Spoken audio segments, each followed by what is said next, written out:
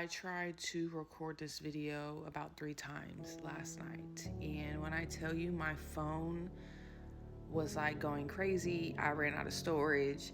Then when I finally put the videos all together to edit, it was like the sounds all meshed together. You couldn't even hear what I was saying. I mean, it was crazy. So I couldn't record this video. I got so frustrated and I just was like, you know what, forget it.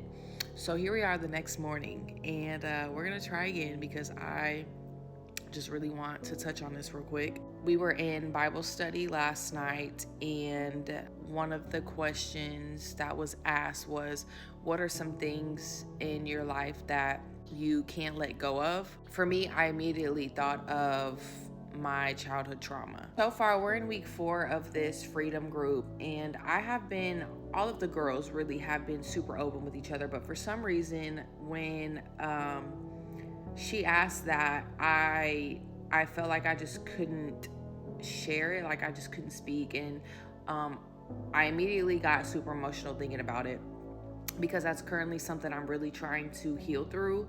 And so in my head, I'm like, I can't talk about this. I can't talk about this. I'm gonna just be crying. I'm not even gonna be able to get the words out. And so I didn't talk about it. And a lot of the other girls started going around again, being super open and vulnerable with the group. And one of the girls across from me shared her story about her father passing, and just the trauma that she still deals with to this day because of it. And she was saying how it's really hard for her to talk about. Her voice gets super shaky. Even when she is speaking about it, like in other places, like it's just really hard to talk about it. And so she doesn't talk about it. And my leader had touched on the fact that the enemy will make you feel like you can't get the words out, or you have anxiety when it comes to speaking, or you can't talk about it without crying, so it's better to just not talk about it at all. And I just really felt that in my soul. The enemy doesn't want you to talk about the things that God has done for you. He doesn't want you to share your testimony. He wants you to feel completely alone and just sit in what you have. And I just want to share a verse from Psalms 66, and it says, verse 16, "Come and listen, all who fear God, and I will tell what he has done for me."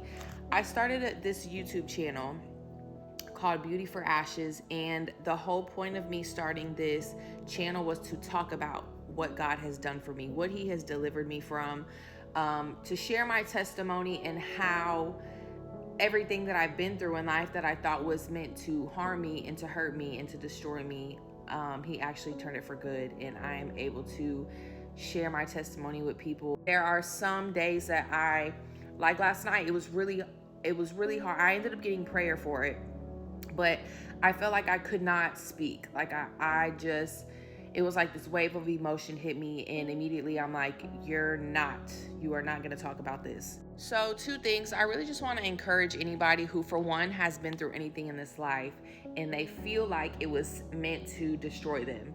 I know for me, I honestly felt like I was just going to live a life full of hurt, of pain, of trauma.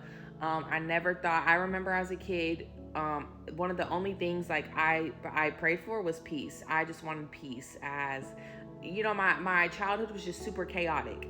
And so I never thought I would live a life of peace, because it felt like from my childhood to my young adult life, it was always something. And it wasn't just like little somethings, it was big somethings, like stuff that literally broke me, and I just felt like I just had to accept it. This is what my life was going to be.